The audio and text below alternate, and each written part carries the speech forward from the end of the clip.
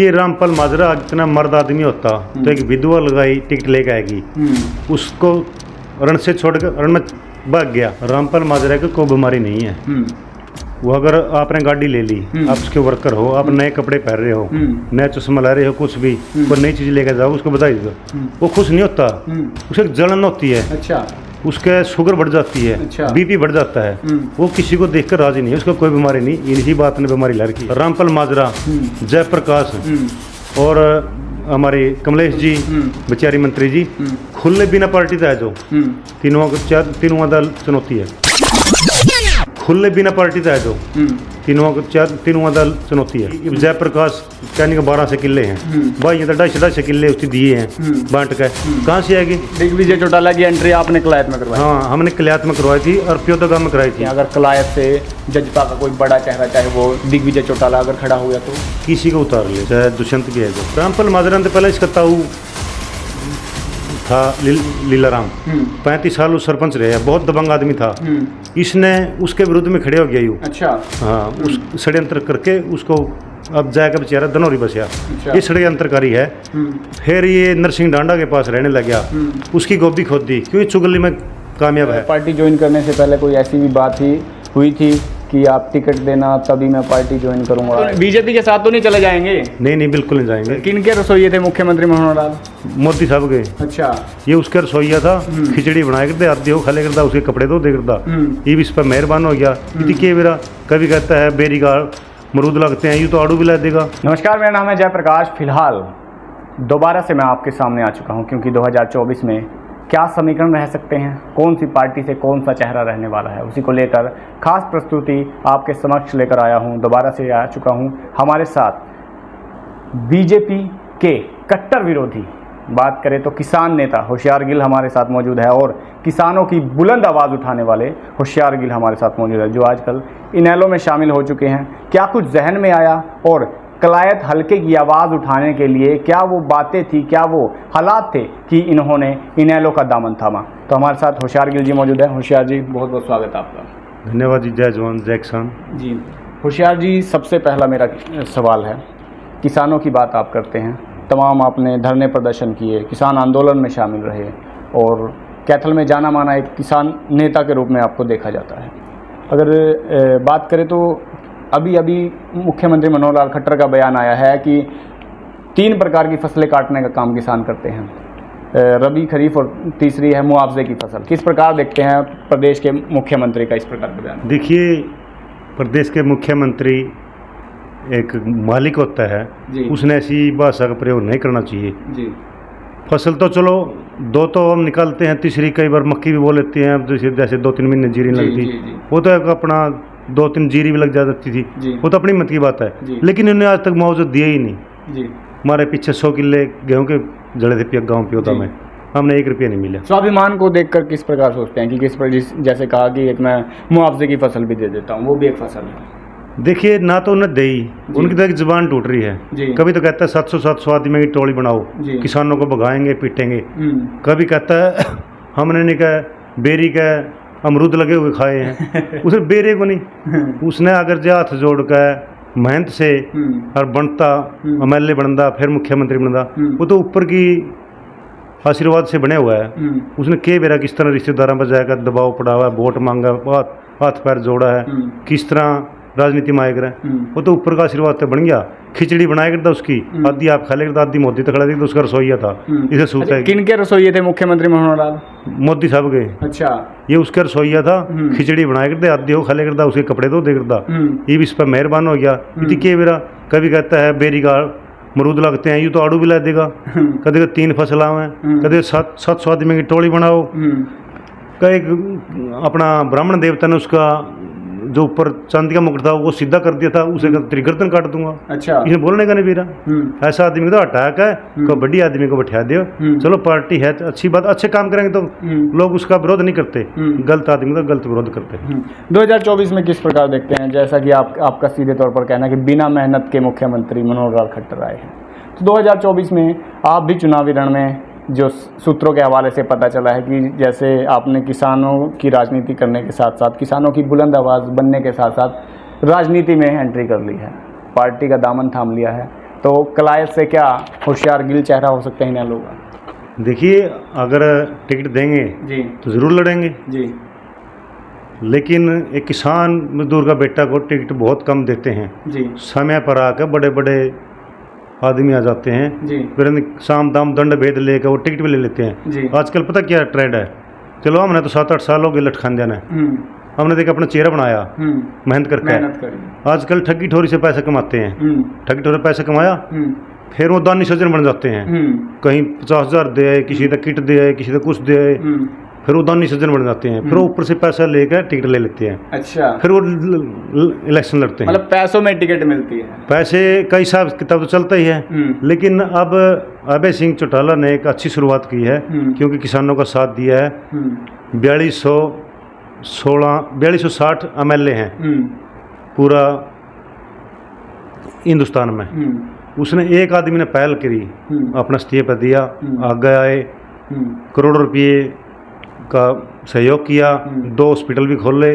उस करके मैंने थोड़ा ये लग गया भाई आदमी मतलब ठीक है। किसानों के लिए उन्होंने जब अपना पद छोड़ दिया, इसीलिए आपका रुझान उस तरफ हुआ और आपने इनेलो में शामिल हुआ। किसान मजदूर की लड़ाई लड़ेगा, खड़तल आदमी है, वो तो बनने के बाद मेरा पटागा, लेकिन अभी तक जो बात करता है तो पक्की करा। अगर नहीं करागा तो अपना यूनियन का एजेंडा सही, आधी सरकार तो अपनी हुई है। पहले हमने जेजेपी के वोट दे थे, उसको बनाने वाले सबसे पहले प्योदा गांव ने हमने प्रोग्राम करवाया था दिग्विजय का।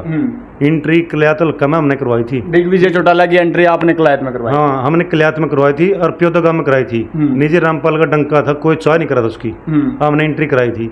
लेकिन वो जब गलत चले, हमने फिर अपना किसान में हम थे।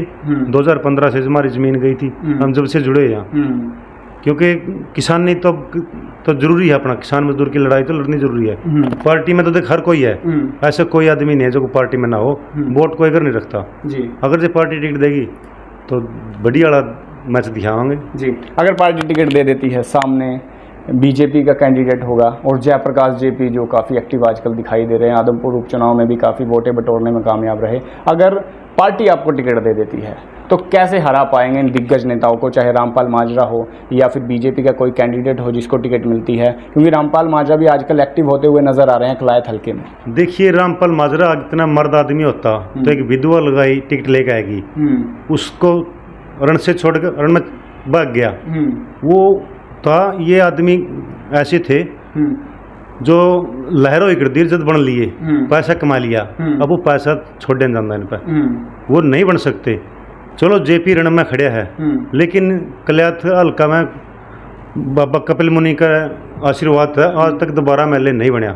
ये बन नहीं सकते, बच्चे इनके नालायक हैं, इनके बच्चे चल नहीं सकते। ये हमने तो ये पता है कौन सा बगड़ मजाना, किसका घर कड़ैसी, कौन सी गली में है, कि क्या क्या क्या बरादरी है, कौन कितने आदमी एक्टिव हैं, कौन पंचायती है, कैसे हैं, हर आदमी का हमने पता है। तो कौन से गांव में चल, ये तो कल्यात के मैं पूरा कैथल जिला में जाता हूँ, खुशी में गमी में हर चीज़ में, और आज तक आपने कोई रुपया नहीं लिया। अगर कोई भाई उंगली उठावे नहीं ना पैसा लिया, क्योंकि एक बदलाव लेना है, परिवर्तन लेना है। परिवर्तन लेना तो अपना ईमानदारी से ही आएगा। नहीं जो अभी ने तो लूट मचा ली।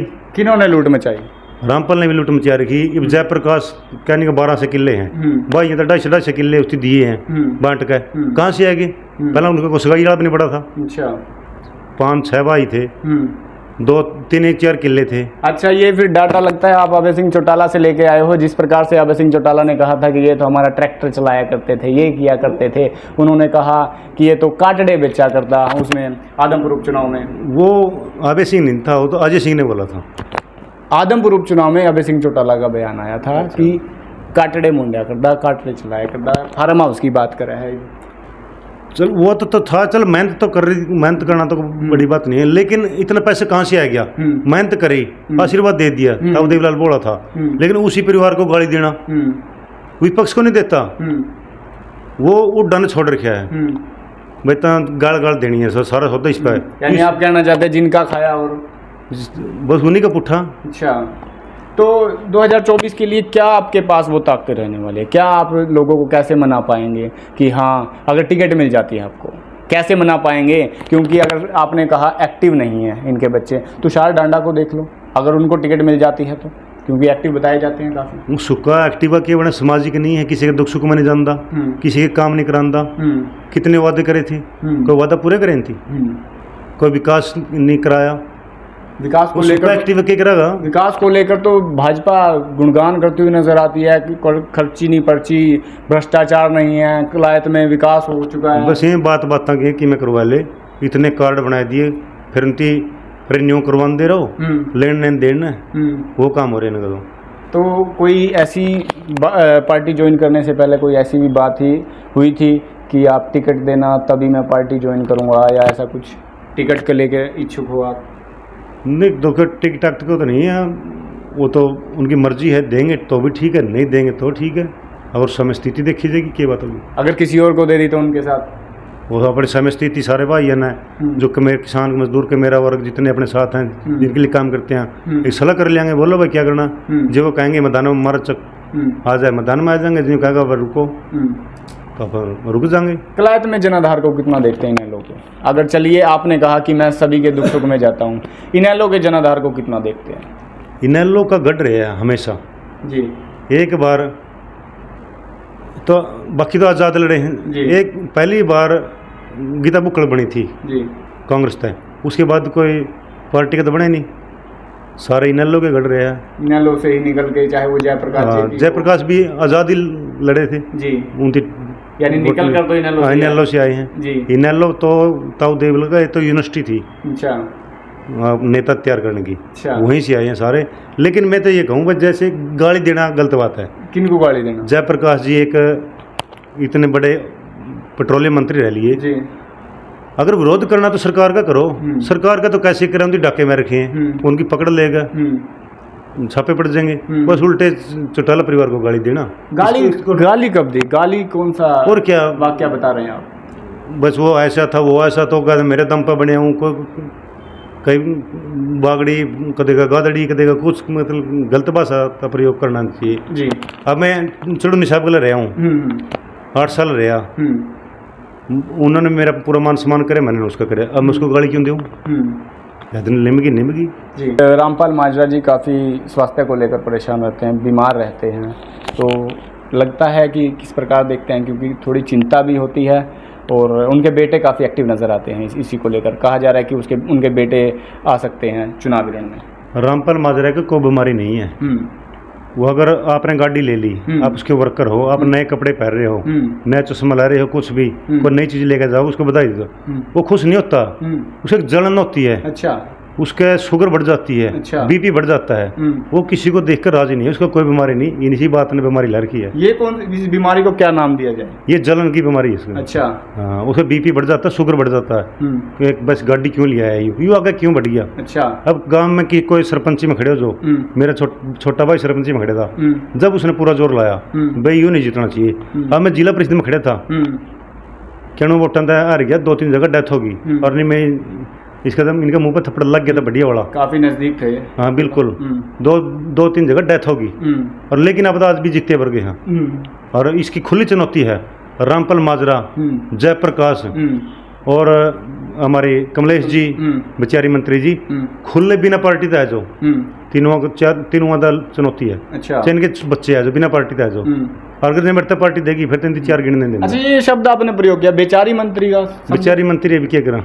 अच्छा, ये बेचारी मंत्री का शब्द क्यों प्रयोग किया? बेचारी का नाम से आया था, बेचारी सारे गाँव भी, मैं भी बेचारी, कलायत हल्के में ये नाम प्रचलित है, बेचारी है, बच्चे ब्याह लेगी, ये करेगी। अच्छा भाई, इसका गान दो, क्योंकि ऑप्शन नहीं था। रामपाल माजरा से लोग नाराज, ये तो रण छोड़ के बाज गया, जेपी से भी नाराज, और उसके बाद अकेली यह रह गई थी, अब कोई तो चुनना पड़ा, ऑप्शन नहीं रहा, कोई तो चुनना पड़ा, इस करके बन गई, और आगे तो कोई लवा दो रही बात नहीं है ऐसी। और आज भी अगर कोई जरूरत पड़ेगी, कहीं बुलाव आगा, तो आज भी जाने के लिए तैयार है, वो तो गाड़ी तो अच्छी बात नहीं किसी को। तो कहा जा रहा है कि जिस प्रकार से बार बार दिग्विजय चौटाला या फिर दुष्यंत चौटाला कैथल डिस्ट्रिक्ट में आ रहे हैं, तो कलायत पर जेजेपी पार्टी की नज़र है, कैसे देखते हैं? अगर कलायत से जजपा का कोई बड़ा चेहरा, चाहे वो दिग्विजय चौटाला अगर खड़ा हो गया तो किसी को उतार ले जी। दिग्विजय ने गदौड़े बैंड रखे हैं जी, कै बार आया हो, ये तो एक बच्चों का समूह सा बनाएगा, हा हुला बनाएगा, हम भी उनका मैं थे, लेकिन अब कुछ भी है जो चाहे दुष्यंत भी है जो, अब कोई ऐसी बात नहीं होगा। हर जगह युवा को टिकट मिलेगी, किसान मजदूर के मेरा।